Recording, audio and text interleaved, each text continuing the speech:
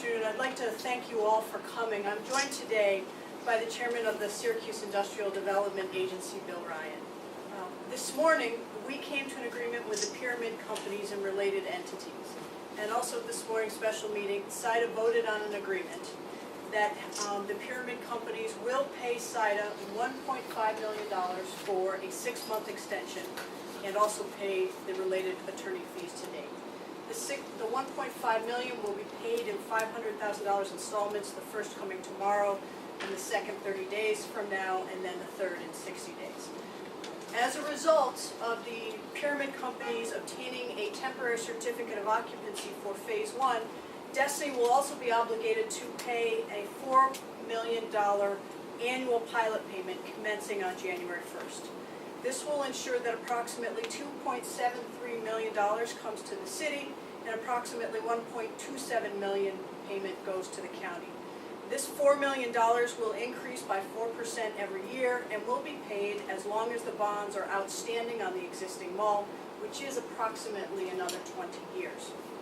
Accordingly, in summary, because of this administration, including SIDA's diligence, we have been able to, in order to the benefit of the city residents, $2.5 million in cash, a $4 million annual pilot payment, and the benefit of sales tax receipts on the first phase of the mall expansion. The time that we gave the developers in exchange for those payments has given them an opportunity to make an empty expansion into a performing asset. Those are the basics of the agreement, and with that, I would entertain any questions you have. Mr. Carey? At this point, do you have confidence or have you been given any indication that the second phase will be started within 6 months?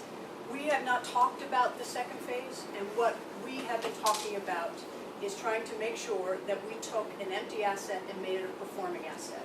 And because of the time that SIDA and this administration gave to the developers, we were able to do that, in addition to which we were able to get $2.5 million in cash payments and a $4 million annual pilot payment that would not have happened had Phase 1 not been able to get a certificate of occupancy. That is part of the deadline requirements on begin work on the next phase. That would be part of the outside completion deadlines, correct? And when we say begin Phase 2, what does that entail? That's laid out in detail in the current agency agreement. Do you anticipate a third extension if they have not started Phase 2 in 6 months? I think, Rick, to harken back to 6 months ago, as I said to you then, you should talk to us in 6 months, talk to us in another 6 months. Mayor, why, can you elaborate at all on, the first 6-month extension was $1 million, the second 6 month is 1.5, anything you can? Well, sure, anytime you have a second extension, it always becomes more expensive than the first. Well, at least from our point of view.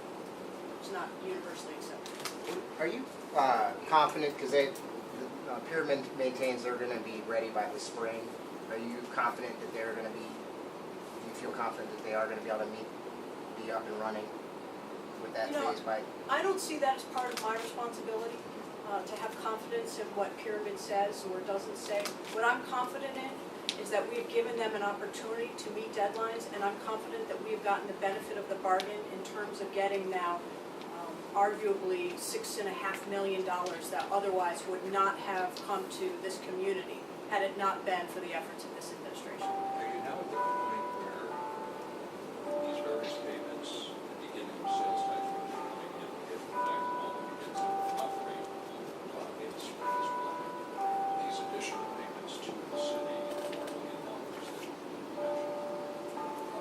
are you now at the point where those monies coming in begin to offset the loss of sales tax, or excuse me, property tax that would have been charged against the original mall had this deal not been done? I think, Bill, that that's akin to asking how many angels fit on the top of a pin. The reality is, when I came in as mayor, we had an agreement that was in place, and we, as an administration, have had to operate within the confines of that agreement. The ability to go back and put the original mall on the tax rolls or to put the first phase on the tax rolls does not exist. It is not something that we could legally do. So accordingly, I, as mayor, in consultation with SIDA, had to look at the four corners of that agreement and to try to figure out what was in the best interest of the people of this community, the city of Syracuse in particular, and go from there. Given the constraints that I had and this administration had, I feel very comfortable in telling you that getting $6.5 million is a very good deal for this community. How does that help in terms of, if you're facing a difficult budget year ahead, does this have an impact? Of course it does. It helps us. The first $1 million we used half of it for demolitions. That inures directly to the benefit of the people of the city in helping to take down derelict properties that we otherwise would not have been able to. But we are very limited in what we can use this money for, the $2.5 million that goes to SIDA. It can only be used for economic development purposes. Our share of the $4 million goes into our general fund, and clearly $2.5 million, having that is better than not having it. So Mayor, you mentioned kind of a specific use for that money that's paid to SIDA. And you mentioned the vacant buildings from the first payment. Anything you guys have identified right now that 1.5 will go to, or it hasn't been identified? No, we haven't, because candidly, we weren't sure until 10 o'clock this morning that we would have something to announce. The $4 million annual pilot, that doesn't have anything to do with later on the extension, going back to the extensions. You're going to have that regardless. Let me see if I can answer it this way. If we had not given them an extension in June, then they would not have been able to finish they would not have been able to get a certificate of occupancy for phase one. That $4 million interim annual pilot payment is triggered by phase one getting a certificate of occupancy. So giving them the extension in June, $4 million, allowed them to take an empty expansion and get a certificate of occupancy, which then triggered a $4 million pilot payment January 1st.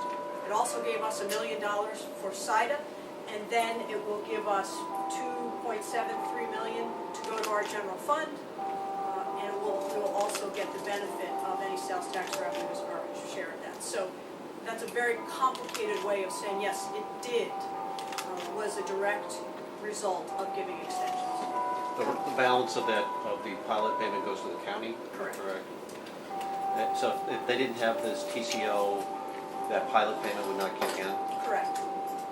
Now, that's not a change in the tax deal. That was part of the original 2005 tax deal. Now, none of that money goes to pay, because I know a lot of their payments go to pay their bonds, but these pilot payments are not redirected to pay the bonds? Not right now, no. It exists as long as the bonds are outstanding on the existing law. That was about 20, I thought those were 30-year bonds that Yeah, but start. we can't, we found out we executed this deal at 10 o'clock, so I'm giving you an approximate number. Okay. Based on 2005, they took the bonds out approximately. There's been about a 10-year delay, so we're saying approximately 20 years left. Can you characterize, Mayor, how it seemed like it's a bit less contentious, although we only see obviously what we can see, but there was, the first time around, there seemed more of a rush and a last minute, and this is a little bit, a couple of days ahead. Can you characterize at all how this? I think December 6th is tomorrow. I happen to know that date for personal reasons. So what I can tell you is that my administration has a very specific way of negotiating. We don't do it in public. We don't rush into positions. We don't do it at the last minute. And as entities have had experience with us, they understand that. Mayor, I understand that you wanted to discuss the actual operational elements. Are you encouraged by a number of tenants saying that they are going in as opposed to no tenants having signed in the past? There are now tenants going in that will be up and operational supposedly in the spring, generating sales tax. Does that give you any reason for? I tell you, Bill, I don't think about that. I've got a lot to think about as mayor of this city. But that's more money coming to you. Sure. And when it comes, it'll be great. But you're asking me on an if-come basis, and I don't answer if-come questions. This deal, who negotiated this? Terry Mannion, Bill, and I did. And along with the input of the SIDA members who voted on it this morning. Of course. There is still authority to grant more bonding in the future to support future phases of this project. Correct. And do you expect the site board to be open to doing that in the future? Well, much as the mayor has said here this morning, Bill, we're talking about today, phase one, talk about phase two or phase three, when we've got a couple of tenants in the mall expansion, I think it's premature to answer the question. Anyone else?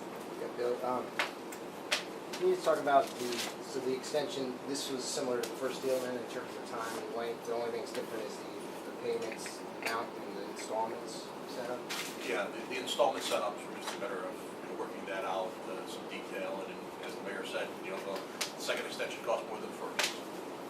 And the deadline, the extension, the same period though? 6 months, correct. 6 months, so Correct. that puts it around, roughly when they're looking at, I guess we'll put it around May. May, yeah. Is this going to take effect Wednesday, or does it take effect tomorrow? I would say it takes effect when we get the check, which is tomorrow. Tomorrow, okay. Did, who negotiated for them? Bob Smith. Bob Smith. Was there any personal contact between you and Mr. Conjul? No. Okay. Was there ever a consideration given, was it just a matter of the money, so to speak, in terms of how much they were going to pay, or did you consider at some point not providing any extension? Well, that was always on that was always part of the negotiation. Does it provide, I guess, bad or set bad precedents when these deadlines are set up and this is the second deadline that they could complete? Does it send a message by the city to other businesses that as long as you have enough money, you can scribble down things and get things changed in your favor? Well, I think the answer is no, it doesn't set a bad precedent as long as you have money to buy that extension. But the reality is we don't live in a perfect world. You don't have, it is not as if we could just say, end this and there will be benefits. You have to balance interests. And in this particular transaction, there are a lot of interests on either side of it. And I think that SIDA and this administration and Terry Mannion and Bob Smith for that are to be congratulated on really putting together an agreement that has allowed an empty shell. That when I took office, you were all asking, what are you going to do about that empty shell, Mayor? It has allowed an empty shell to become a performing asset. Has gotten money that will go directly to the general fund of the city of Syracuse, and also additional money that will go to SIDA to help us for economic development. So across the board, every constituency has gotten a win. And on the other hand, as I said in answer to a previous question, we had an agreement that we came into office with. There were certain requirements and conditions of that agreement that we could not change. Just one other thing. Obviously, the pyramid had an incentive, being in the middle of leasing operations, trying to get all open to try to avoid any new legal battles. And also an incentive for the city that you did not want to have new court battles. Those always are decisions that you make in negotiations. And I'm never afraid to end up in court. It is generally speaking not the place that I want to end up, but I felt very comfortable about our legal position. Those attorney fees, they have substantial or? I don't actually know offhand what they are, but I'm sure to the attorneys getting paid, they're substantial. The mayor will be available for one-on-ones. I think it's also Hiscock, primarily. Thank you all very much.